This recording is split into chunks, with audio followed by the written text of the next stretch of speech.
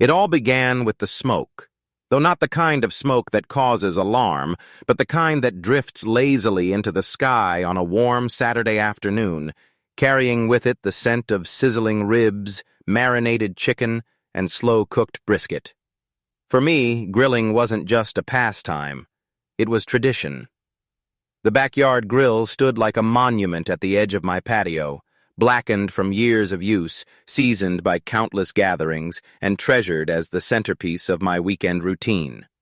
My family loved it, my friends adored it, and even neighbors walking by would sometimes pause to inhale deeply, their noses twitching as though the smell had beckoned them closer. That's what I enjoyed most, not the food itself, but the way it brought people together. A grill could start conversations between strangers, spark laughter between friends, and make a small neighborhood feel like a close-knit community. But that sense of warmth was not shared by everyone. The Homeowners Association, or HOA, loomed large in our suburban neighborhood. It was the silent overseer of painted shutters, manicured lawns, and carefully measured holiday decorations. Its rules were long, precise, and often suffocating. To them, perfection meant uniformity. Any deviation from the approved standards was treated not as personal expression, but as disruption. And for reasons I would soon discover, my grill had become their latest target. The first sign came in the form of a neatly folded piece of paper tucked into my mailbox. At first glance, I thought it might have been an advertisement, but as I unfolded it, the official HOA header glared back at me. The words were sharp, impersonal, and cold. A notice of violation. The letter stated, in no uncertain terms, that outdoor grilling is strictly prohibited on visible patios or yards, as it constitutes both a safety hazard and an aesthetic disturbance. Failure to comply, it warned, could result in escalating fines, beginning with $50 for the first offense. I remember standing there on my driveway, letter in hand, as the faint aroma of the ribs I had just seasoned wafted out from my open kitchen window. It felt absurd. Aesthetic disturbance? Safety hazard? The grill had stood there for years without incident, and more importantly, it had stood there without complaint. Still, I set the letter aside, convinced it had to be a mistake. Maybe they had sent it to the wrong house. Maybe it was a generic warning. Surely no one would seriously care about a backyard BBQ. But that illusion was shattered the following weekend. I had just lit the coals, their faint crackle rising with the flames, when I noticed a figure across the street. A woman stood stiffly on her porch, arms folded, her gaze locked on me with disapproval that was impossible to miss. I recognized her vaguely, one of the more vocal members of the HOA board. She didn't say anything, but her presence alone felt like a warning, as though the simple act of grilling had suddenly become defiance. By the time I pulled the ribs off the grill and set them down for my family, I already had a sinking feeling. Sure enough, the next morning brought another letter. This time it was more direct. You are hereby fined $50 for non-compliance with community regulations. Further violations will result in increased penalties. That was the moment it sank in. This wasn't a mistake. This was a battle. I could have stopped there. I could have rolled the grill into the garage, dusted it off only on rare occasions, and lived a quieter life under the shadow of the HOA. That's what they expected me to do. That's what most people did. But the thing about me is, I don't like being pushed around, especially not when I know I'm right. Over the next few weeks, I began to notice the divide. Some G.H. Boers whispered words of encouragement, telling me they missed the smell of barbecue and thought the HOA had overstepped. Others avoided eye contact, unwilling to be caught on the wrong side of the board's rules. A few even seemed to relish the drama, peeking out through blinds whenever I stepped outside, waiting to see whether I would light the grill again. The HOA thought they could isolate me. They thought they could pressure me into submission with letters, fines, and threats. But what they didn't realize was that every time I turned on that grill, more people took notice. The smell carried. The laughter carried. The sound of clinking plates and the scrape of tongs against the grill carried. And those things had power. It wasn't long before an idea began to form. An idea that was equal parts rebellion and invitation. If they wanted to call my grill an aesthetic disturbance, then I would make it the most welcoming disturbance this neighborhood had ever seen. But before I could put that plan into motion, the HOA doubled down. Another letter. Another fine. This time the amount had doubled, and the tone was harsher. Continued non-compliance will result in legal action and possible liens against your property. That was the line for me. That was the moment when I stopped seeing it as a petty disagreement and started seeing it as a fight for principle. It wasn't about barbecue anymore. It was about freedom, about community, about standing up against a handful of people who believed they had the power to dictate how everyone else should live. And if they thought a few pieces of paper would scare me into backing down, they were sorely mistaken. Because I had a bigger plan. A plan that would not just resist their rules, but completely turn the tables. And it all started with one decision. If they wanted to ban my BBQ, then I would fire up the grill louder, bigger, and bolder than ever before. Not just for me, but for everyone. That was the day I decided to open the Free Neighborhood Grill. The decision to open a Free Neighborhood Grill wasn't made lightly. It carried weight, risk, and a sense of anticipation that was almost electric. But once the thought had taken root in my mind, it grew quickly, blossoming into something far bigger than a simple act of defiance. If the HOA wanted to label my grill as a disturbance, then I would give them a disturbance worth talking about. One rooted in kindness, not conflict. I would transform the simple act of cooking into a statement of unity. And I would make sure that the HOA's attempt to isolate me would backfire spectacularly. The first step was preparation. My weekends suddenly became a blur of shopping lists, marinating meats, and hauling bags of charcoal from the store. I invested in extra racks, larger trays, and even a folding table to set up on the lawn. This wasn't going to be an ordinary Saturday barbecue.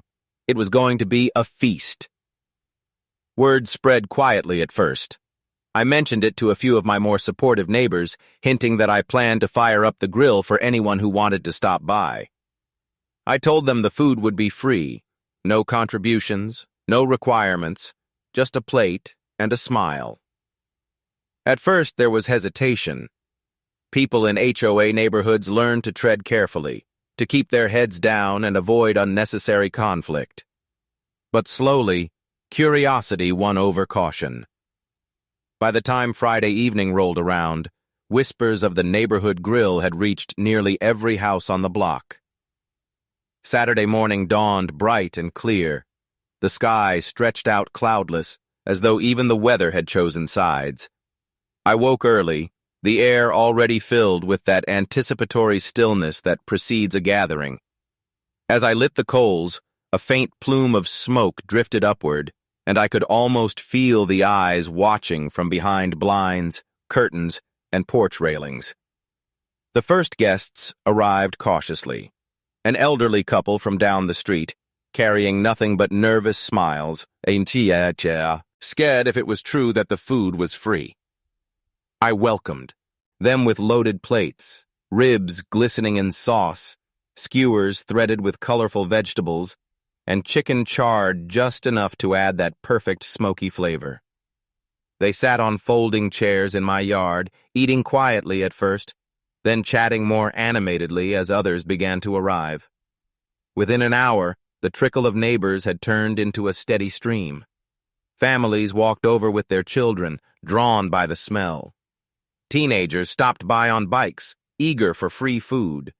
Even people I had never spoken to before found themselves standing in my yard, holding plates and smiling as though they had belonged there all along. And that was the magic of it. The HOA had wanted silence, compliance, and isolation. Instead, the neighborhood came alive. The air buzzed with laughter and conversation. Plates clattered, children played tag on the grass, and music spilled softly from a portable speaker someone had brought along. My backyard had transformed into something far greater than a private gathering. It was a community event. But not everyone was smiling. Midway through the afternoon, as I flipped a rack of ribs, I noticed her again, the same woman who had glared at me the weekend before. She stood on her porch, arms folded, eyes narrowed, her expression thunderous.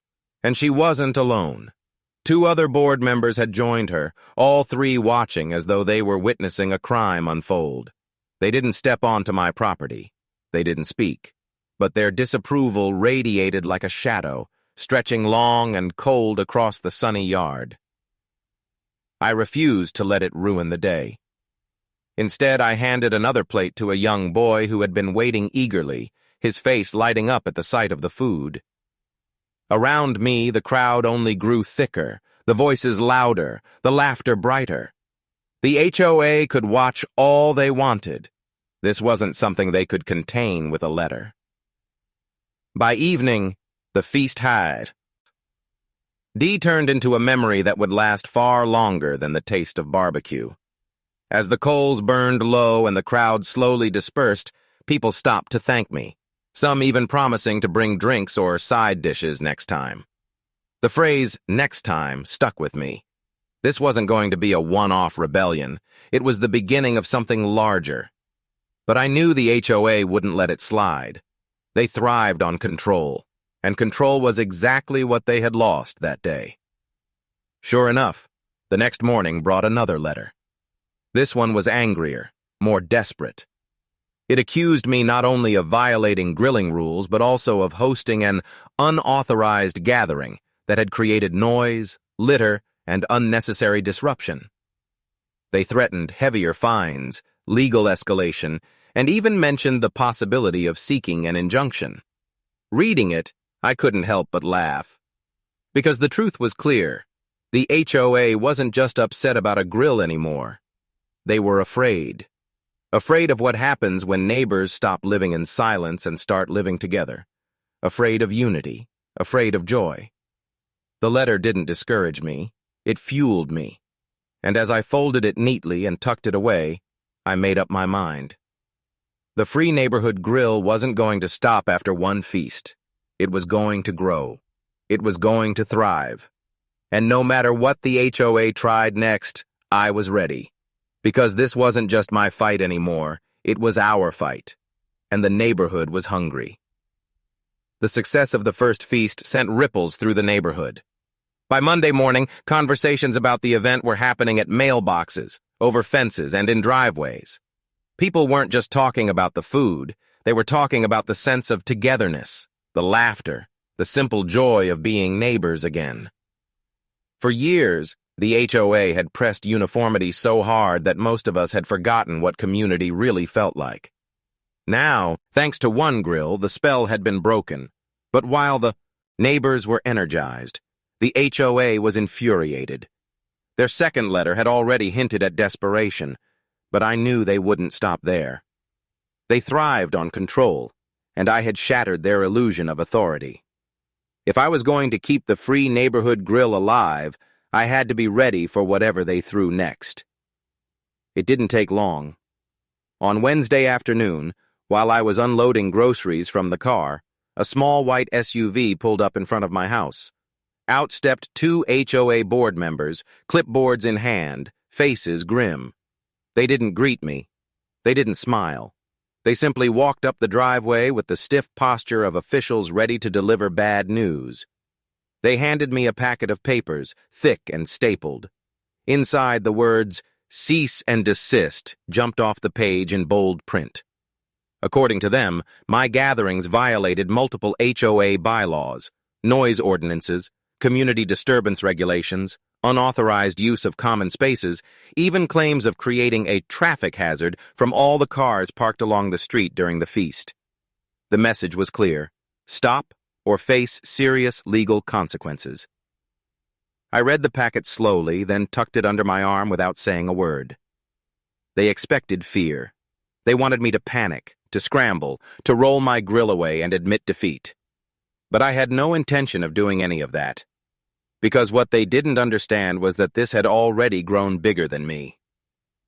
The following Saturday, I lit the grill again, and this time, the turnout was even larger. Word had spread beyond just the immediate neighbors. Friends and family of residents came too. People brought their own chairs, coolers, and even homemade side dishes. What had started as a simple act of defiance was evolving into a neighborhood tradition.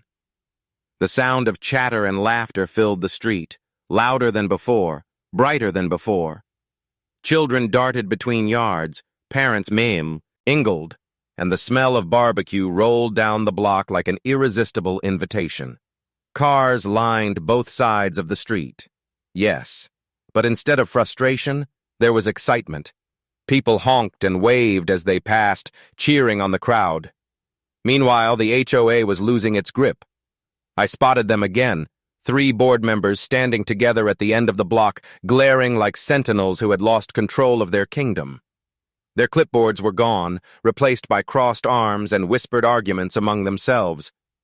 They didn't dare step onto the property, not with so many people present, but their anger was palpable. And then came their next tactic: intimidation. The following week, I received not just another fine, but a letter claiming that my actions could result in a lien on my property. They alleged that the unpaid fines were stacking up, that I was now in violation of community cohesion, and that my refusal to comply was grounds for legal enforcement. The tone of the letter was sharp, threatening, designed to corner me, but instead of fear, I felt resolve. I knew enough about HOA laws to recognize that they thrived on bluster. They relied on people not knowing their rights, on intimidation doing the heavy lifting. But if you pushed back, if you refused to bend, they often crumbled. That week, I made a point of speaking to as many neighbors as I could. I explained the letters, the threats, the way the board was trying to silence something that had brought us closer together. And the response was overwhelming. People were furious, not at me, but at the HOA. For years they had tolerated the petty fines, the rigid rules, the unnecessary control. But now, with something tangible and joyful at stake, they weren't willing to stay silent anymore. By the time Saturday rolled around again, the free grill wasn't just an event. It was a movement. Neighbors brought bars, coolers, and music speakers. Someone even set up a folding tent with a handwritten sign, "Community Grill. Everyone welcome." It wasn't just my yard anymore. It spilled into driveways, sidewalks, and even the street. And as I flipped burgers, the thought hit me. The HOA had made a critical mistake. By trying to silence me, they had amplified me. By trying to isolate me, they had united the neighborhood. Their own aggression had backfired. But the battle wasn't over. Late that evening, as the last of the crowd drifted home and the coals glowed faintly in the dark, I saw flashing headlights pull slowly down the street, a black SUV. It stopped in front of my house, idled for a moment, then rolled on. I couldn't see who was inside, but I knew it wasn't a coincidence. The HOA was escalating again, and this time it felt more personal. The letters hadn't worked. The fines hadn't worked. Even the threats hadn't worked. Which meant only one thing. They were about to play their biggest card yet. And I had to be ready. By the end of the third feast, the HOA's anger had curdled into something darker. The letters, the fines, the threats, none of it had broken me.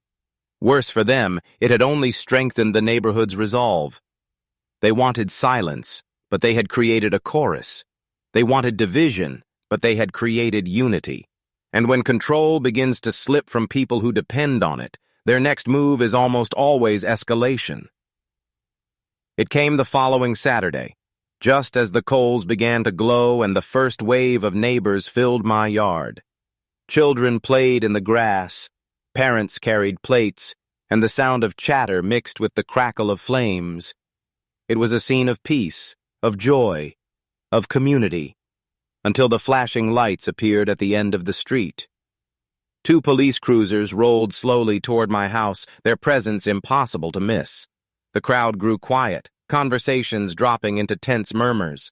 The children stopped running, their laughter fading into silence. People exchanged uneasy looks, as though wondering if they had just stumbled into trouble for the simple act of sharing food with their neighbors. The cruisers stopped directly in front of my house. Doors opened, and 2 officers stepped out, their uniforms crisp, their faces unreadable. The HOA had made their move. I knew instantly what had happened. The board had called the police, framing my gatherings as dangerous, disruptive, or unlawful. It was their biggest card, the hope that the sight of authority would break our will where letters and fines had failed. The officers walked up my driveway, and though my pulse quickened, I kept my expression calm. Around me, the neighbors stayed put. No one scattered, no one fled. They stood shoulder to shoulder, plates in hand, watching. Their silence spoke volumes. This wasn't just my fight anymore. The officers asked a few questions, their tone professional but wary. They had clearly been told one story, but what they saw didn't match. There was no violence, no drunkenness, no chaos, only families eating together under the fading sun, children with barbecue sauce on their cheeks, elderly neighbors laughing over paper plates, music playing at a modest volume. It wasn't a disturbance. It was a picnic. And the more they looked around, the more the officers' posture shifted. Their clipped professionalism softened into something closer to curiosity. One even made a quiet remark about the smell of the brisket. The HOA board members had gathered at the corner of the street, watching eagerly, their arms crossed, waiting for the police to shut us down. But that moment never came. Instead, the officers, after a brief conversation, gave a nod, reminded us to keep things safe, and walked back to their cars. Before leaving, one of them paused, glanced back at the grill, and gave me the faintest smile. Then they drove away, their lights extinguished. The crowd erupted. Cheers rang out, laughter returned, and the tension melted like ice under the sun. What had been a moment of fear transformed instantly into a moment of triumph. The HOA's most aggressive move had failed in spectacular fashion. Instead of scaring people, the police visit had only proven how far the board was willing to go to control something so harmless. That night, as the coals dimmed and the last neighbors drifted home, I felt a shift. The Free Neighborhood Grill wasn't just an act of rebellion anymore. It was a statement. The HOA could write as many letters as they wanted, but the neighborhood had chosen a side, and it wasn't theirs. But victory brought with it a new weight. The HOA wasn't finished, not by a long shot. If anything, their failure tonight meant they would return with something harsher, more desperate. And though the neighbors were united, the reality of their power still lingered. They could pile fines onto my name. They could drag me into court. They could try to crush me financially. As I cleaned the grill, I thought about the path ahead. This wasn't just about barbecue anymore. It was about proving that community could not be dictated by fear. It was about reminding everyone that a neighborhood was more than rules written on paper. It was people, living, laughing, eating, and standing together. And if the HOA wanted to test how strong that idea had become, I was ready. Because every time they tried to shut us down, we only grew louder. Every attempt to silence us only added fuel to the fire. And the free grill had only just begun. The morning after the police visit, my mailbox held the heaviest envelope yet. Thick, stapled, and stamped with urgency, it bore the unmistakable seal of the HOA. I carried it inside, set it on the kitchen table, and stared at it for a long while before tearing it open. Inside was not just another fine. It was an invoice stacked high with penalties, thousands of dollars in unpaid violation fees, administrative costs, and legal preparation charges. They had itemized every single feast, every supposed violation, multiplying amounts until the total at the bottom looked like it belonged to a lawsuit, not a neighborhood barbecue. The letter ended with a threat more chilling than any I had received before. Failure to pay would allow the HOA to pursue a lien against my home. It was the move I had expected, but still, the weight of it pressed hard. Losing my house was the one risk that could not be brushed aside with laughter or resolve. For the first time since the fight began, doubt crept in. Was I endangering not just my hobby, but my home, my family's security, everything I had worked for? But doubt didn't linger long, because when I stepped outside later that day, I found a small crowd waiting in my yard. Word of the letter had already spread, and neighbors, some of whom I barely knew, stood together, faces set, voices steady.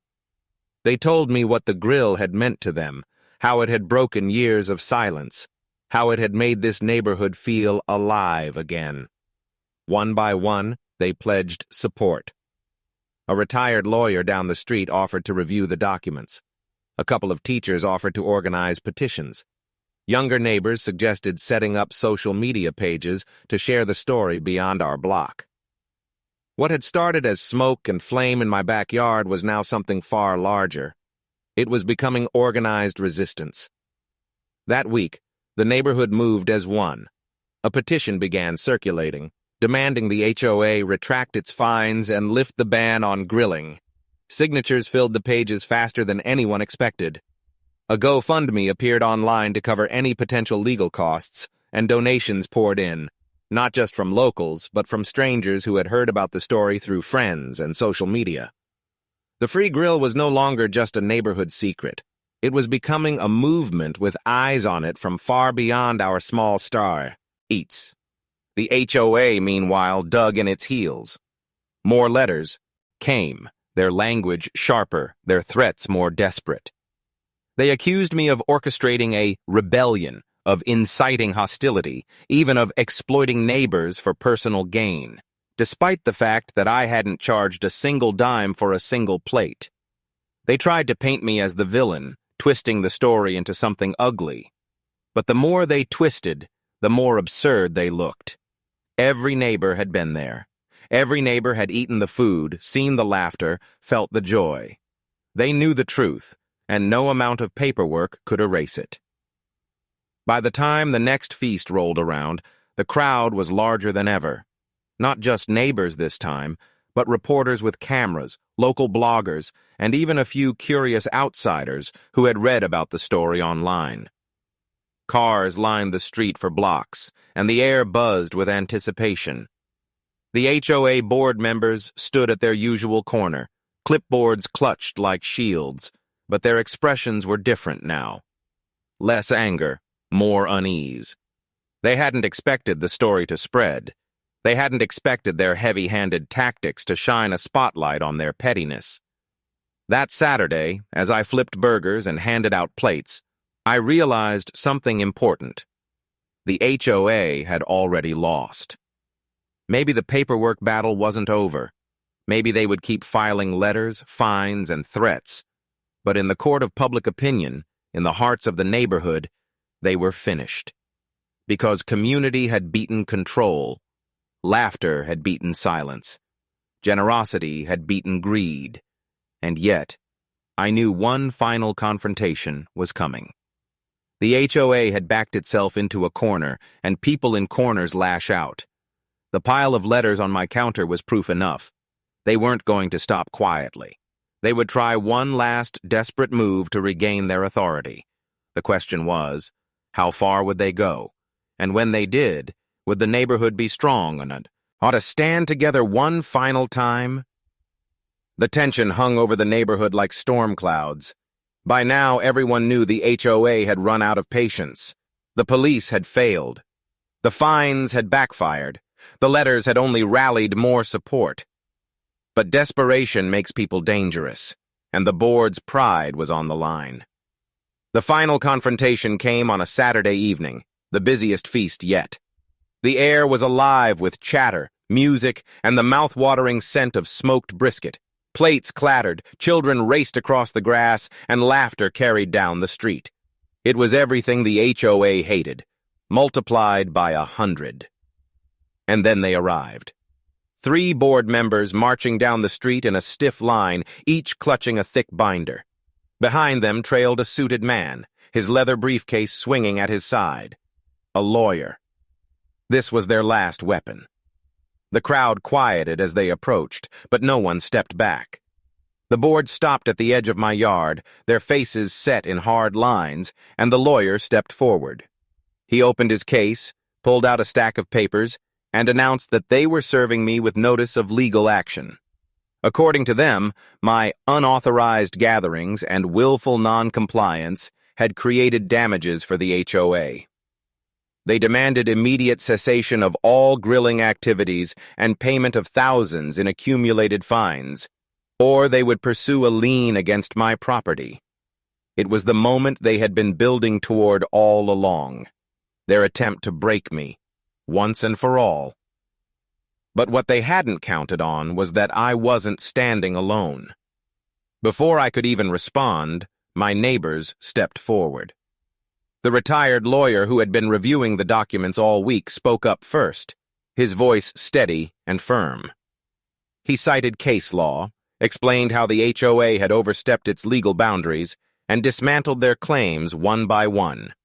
He reminded them that fines can not be arbitrarily stacked, that liens cannot be filed without